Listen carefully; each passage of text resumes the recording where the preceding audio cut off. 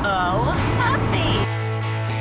You guys, I'm on my way to fucking Nerdcon! I'm so excited! Nerdcon, Nerdfighteria specifically. Holy shit, if I could have picked up my own creator lineup for a specifically holycrappitsjo catered convention, this is like 80% of who I would love to see at VidCon or something like that. It is super early. I have to get to my friend's house outside of Boston for 7. True to nature, I'm running a little late. My goal in this conversation is not to talk about the same things we always talk about on women panels, because we've all been on women panels and we always talk about harassment, so we'll get there. There are always humor in that. There's no humor in it. Yeah. You grow up a nerd, you dream that something like this will happen, and I hope that everyone is having the same kind of experience that we're having. And thank you so much for being here. So I started watching Power Awesome Girls when I was like 16, and it happened to be the same year I started journaling, and I'm still like trying to journal like every night, just like a page or two, and I kind of forget that this is from Power Awesome Girls, but I start off every time, even if I don't know what else to say, by saying like today is awesome. And I legitimately forget it's from. We want to make why today's awesome.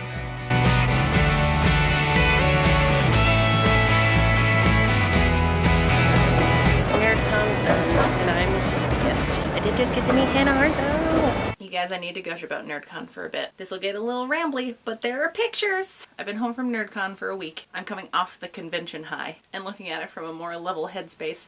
Still hands down the best fucking convention I've ever been to. Like, no doubt whatsoever in my mind. It was so unique, and I've never attended anything quite like it, while also having attended things a little bit like it, if that makes sense. I've been to very businessy conventions, but at those, like, everything's a sales pitch. Even when you're watching the educational panels, each person's from a different company and they're just pushing their products. And then at comic book conventions, there are some sales pitchy kind of people, but at least there is way, way more of the just unbridled love for certain things. I do spend most of my time at comic book conventions in the artist alleys, mostly fangirling over Sarah Richards' art because she's just so good, guys. She's so good. And panels at Comic Cons are usually really fun, but it's always like one specific piece of media, like a Game of Thrones panel, which is cool. I feel like the conversations that happen with panels like that is they talk about things that have already happened in the show, or like spoilers for the upcoming show, or what it's like working with each actor.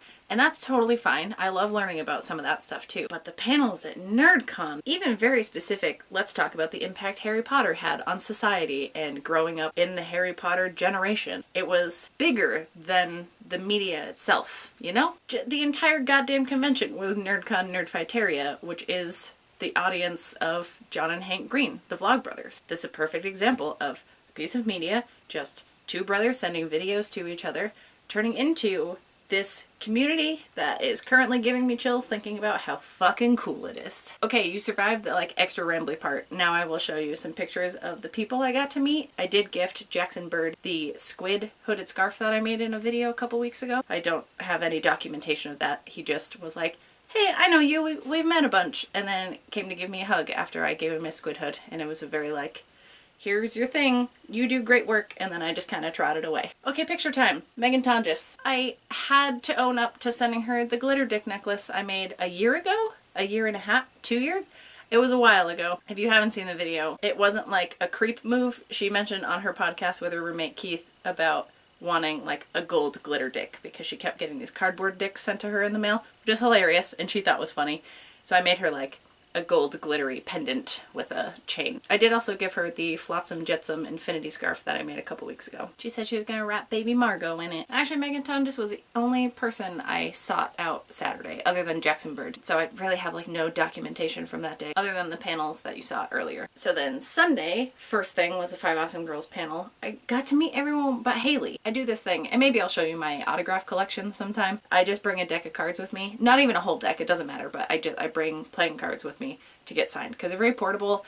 It's always a conversation starter because it's a weird thing to get signed. I had everyone but Haley, unfortunately, sign the 5 of Hearts just because I thought it was fitting. Yeah, I got to chat with all of them for a little bit. I spent the most time talking to Lauren because I've seen her a bunch of times. She seemed to recognize me. She only lives like 2 states away, so we see each other at a lot of events. And she does crafting videos, but hers are like way cuter. She's just an overall cuter human being. One thing I super appreciated about meeting Christina is she had like hot pink hair. So our hair looked awesome in the picture together. Plus she's real tall. That was something I was also excited about meeting Megan Tonjes and getting a picture with her, is we're both real tall ladies. And then after that panel was the mental health one. And then the very last thing I did at the convention on Sunday was I got to meet Hannah Hart. Oh, she's such a little peanut. You guys, I had so much planned to tell her and I should have written her a letter. I felt so sick Saturday, so I like didn't even have the mental capacity to write her a letter. I could have done it at any point after I found out that I was getting a meet and greet pass, because I knew it was going to be weird doing a meet and greet. They're always weird and it's always very rushed and like feels like a very brief interview kind of thing. I don't know, but we got a picture. She's very adorable and so nice. And even though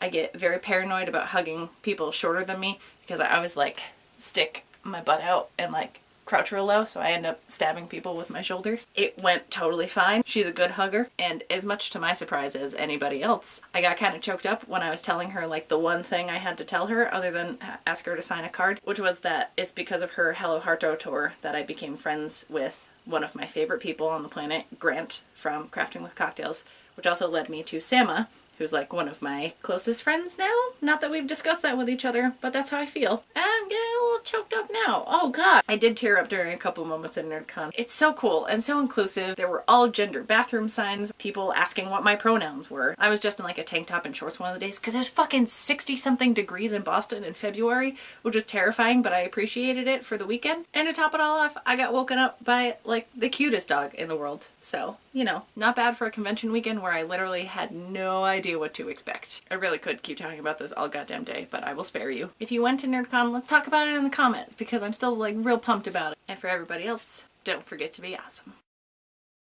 Holy shit, guys. I'm like actually crying. I guess that's how I feel about Nerdcon, I guess.